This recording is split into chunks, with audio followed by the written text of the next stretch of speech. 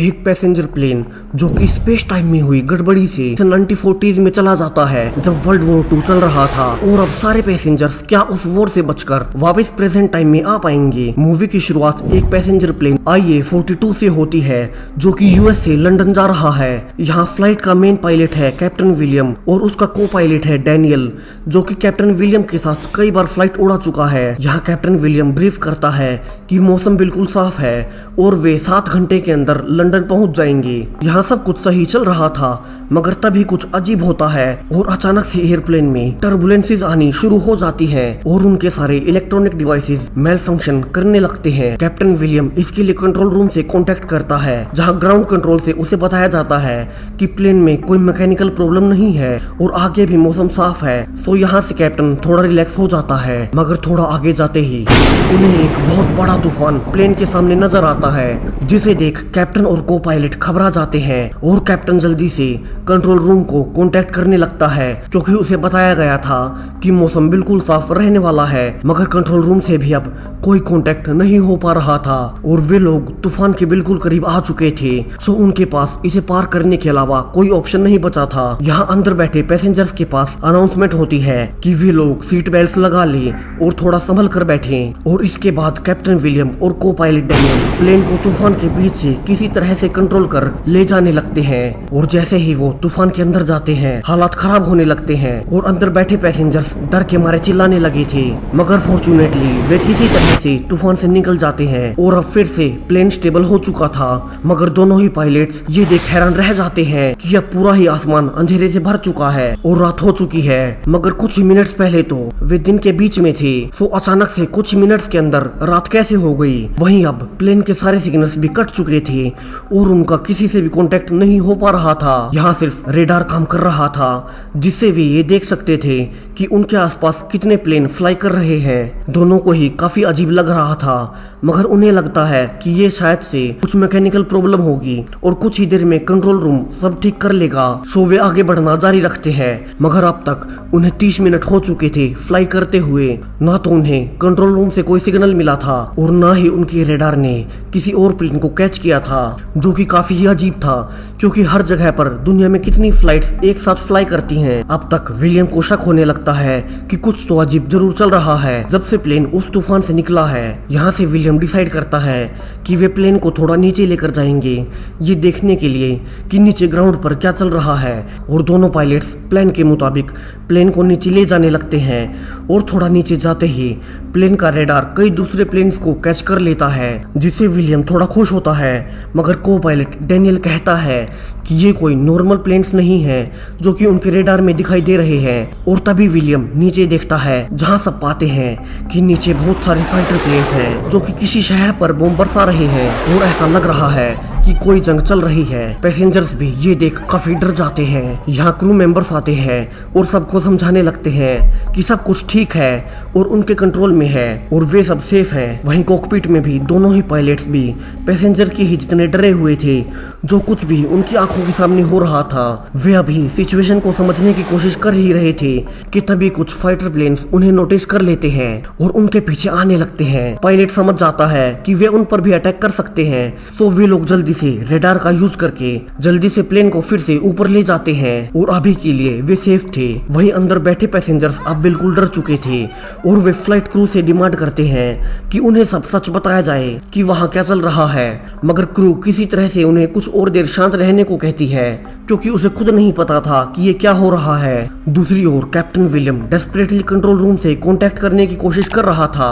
मगर वो भी लगातार फेल हो रहा था। अब दोनों ही पायलट्स को भी ये नहीं पता था कि वे किस एरिया में है और कैप्टन विलियम कहता है कि उन्हें ये पता लगाना ही होगा कि वे किस एरिया में फ्लाई कर रहे हैं और उन्हें फिर से नीचे एरोप्लेन ले जाना होगा मगर को पायलट ऐसा करने से मना कर देता है क्योंकि अभी कुछ देर पहले ही उसने जो कुछ नीचे देखा था वो उससे डर चुका था। मगर विलियम उससे कहता है कि उनके पास इतना फ्यूल नहीं है कि वे लगातार फ्लाई करते रहें और कुछ ही घंटों में फ्यूल खत्म हो जाएगा तो फिर वे क्या करेंगे।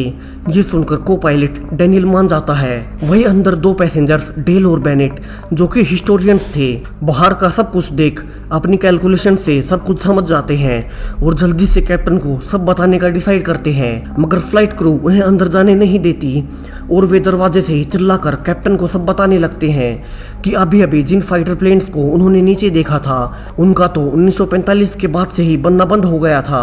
और जो फाइटर प्लेन्स उन्होंने देखे हैं उन्हें नाजी सेना उड़ा दी थी, जिन्हें कि हिटलर ने अपनी सेना को दिया था। जी सुनते ही कैप्टन विलियम गुस्सा हो जाता है और क्रू मेंबर से कहता है कि वो उन्हें वापस भेज दे, मगर दोनों लोग लगातार कहे जा रहे थे कि वे लोग किसी तरह से 1940 के आसपास के समय में टाइम ट्रेवल करके आ गए हैं, और नीचे जो जंग अभी चल रही है वो वर्ल्ड वॉर 2 है। यहाँ से दोनों ये भी नोटिस करते हैं कि प्लेन के सिग्नल्स भी चले गए हैं, और इसे देख कैप्टन दोनों को 30 सेकंड देता है उनकी स्टोरी एक्सप्लेन करने के लिए। यहाँ से दोनों बताना शुरू करते हैं कि ये प्लेन अभी इसलिए कोई सिग्नल नहीं पकड़ पा रहा क्योंकि 1940 के समय में ज़्यादा रेडियो टावर्स नहीं थे। इसके अलावा जो अटैक उन्होंने उस टाउन के ऊपर अभी देखा था उसके बारे में उन्होंने हिस्ट्री में पढ़ा था, जो कि 1940 में ही हिटलर की नाजी सेना ने किया था। यहाँ से कैप्टन विलियम उलझन में था, मगर वो अभी भी उन पर यकीन नहीं करता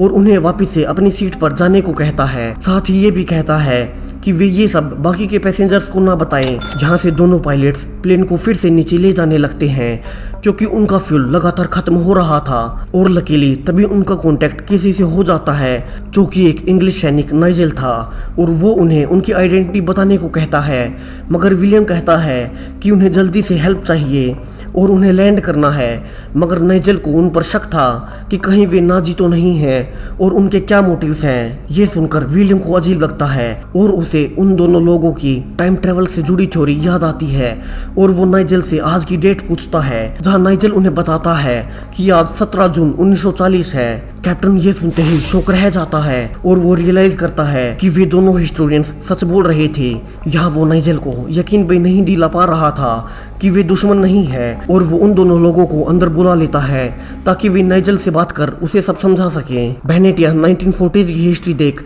नाइजेल को बताता है कि अभी कुछ ही मिनट बाद ब्रिटिश सेना का एक जहाज लैंक्रिटिशिया डूबने ही वाला है। नाइजेल हैरान था क्योंकि इतना बड़ा जहाज कैसे डूब सकता है, और वो ये सब कंफर्म करने के लिए अपने सुपीरियर्स के पास जाता है। वहीं प्लेन में दोनों हिस्टोरियंस कैप्टन को समझा रहे थे कि शायद से स्पेस टाइम में हुई किसी गड़बड़ी की वजह से वे टाइम ट्रेवल करके 1940 में आ गए हैं, मगर ये ज्यादा देर तक नहीं रहेगा क्योंकि वे इस टाइमलाइन से बिलोंग नहीं करते, और टाइमलाइन को इसे सुधारने के लिए जल्दी ही उन सबको उनके टाइम में वापस भेजना होगा। सो उन्हें बस पेशेंटली उस टाइम का वेट करना है और इस वॉर के बीच अपनी जान बचानी है। वहीं बाहर से एक दूसरा पैसेंजर इनकी सब बातें सुन लेता है और वो अंदर जाकर सबको बताने लगता है कि वे कैसे भी टाइम ट्रेवल करके 1940 में आ गए हैं, और अभी वे सेकेंड वर्ल्ड वॉर के बीच में है जहां हिटलर की आर्मी देशों पर कब्जे कर रही है और फ्लाइट क्रू उन्हें झूठ बोल रही है। सो अगर उन्हें बचना है तो अभी कॉकपिट को हाईजैक करके नीचे लैंडिंग करनी होगी।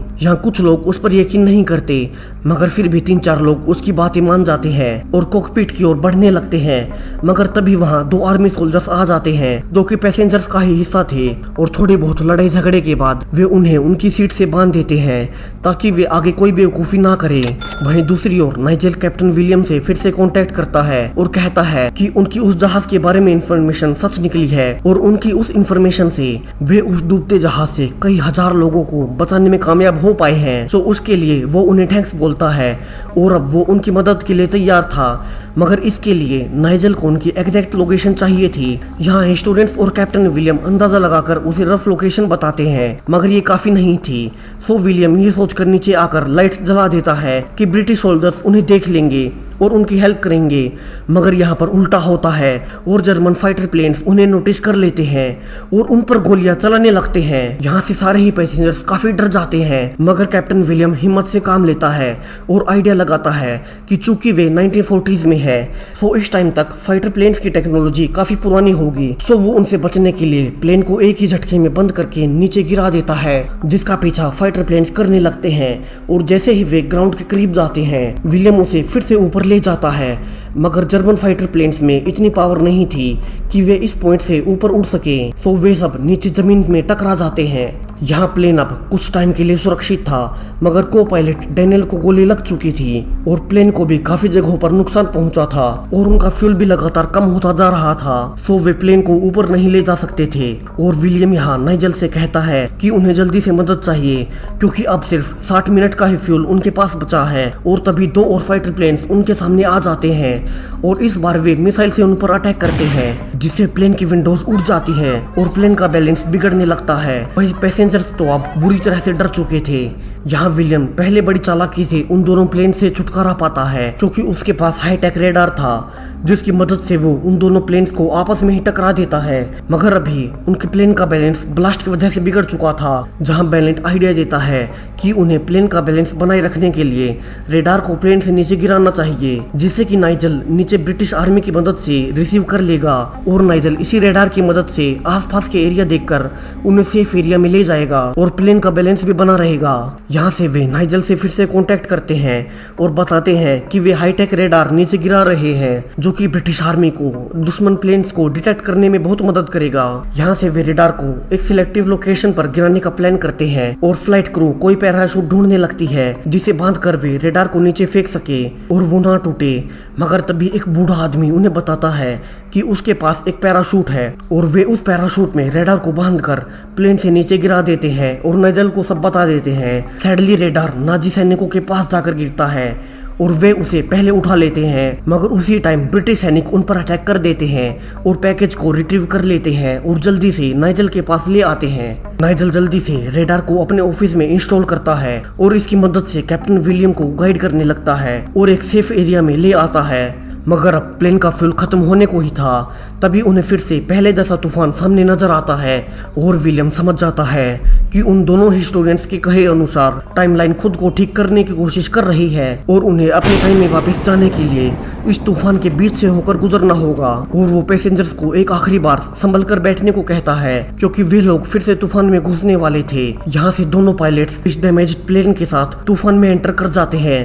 जहाँ सारे ही पैसेंजर्स अपनी जान को हथेली पर रखकर बैठे थे। और लकीली हिस्टोरियंस की थ्योरी सही साबित होती है और प्लेन अब फिर से प्रेजेंट टाइम में आ चुका था और दोनों पायलट्स कंट्रोल रूम से कांटेक्ट करके बर्लिन में इमरजेंसी लैंडिंग करते हैं। और फाइनली पिछले 6 घंटों में उन्होंने जो झेला था उससे वे बच चुके थे और पायलट्स और सारे ही पैसेंजर्स अब चैन की सांस लेते हैं और एक एक करके नीचे उतरने लगते हैं। वहीं कैप्टन विलियम भी अब कॉकपिट से बाहर आ चुका था, जहां वे पाते हैं कि बाकी सब पैसेंजर्स तो उतर चुके हैं, मगर वहीं बूढ़ा आदमी अभी तक अकेला फ्लाइट में बैठा है, जिसने सही टाइम पर उन्हें रेडार गिराने के लिए पैराशूट दिया था। वो एक बुक लिख रहा था जिसका टाइटल था the radar system that saved Europe. और यहाँ से रिवील होता है कि ये बूढ़ा आदमी वही ब्रिटिश सैनिक नाइजल है, जिसके पास वे अपना एडवांस रेडार 1940 में ही छोड़ कर आए हैं। और उसके बाद से नाइजल ने उसी रेडार की मदद से जर्मन आर्मी को हरा दिया था और बूढ़े नाइजल को पहले से पता था कि यही फ्लाइट टाइम ट्रेवल करके 1940 में जाने वाली है,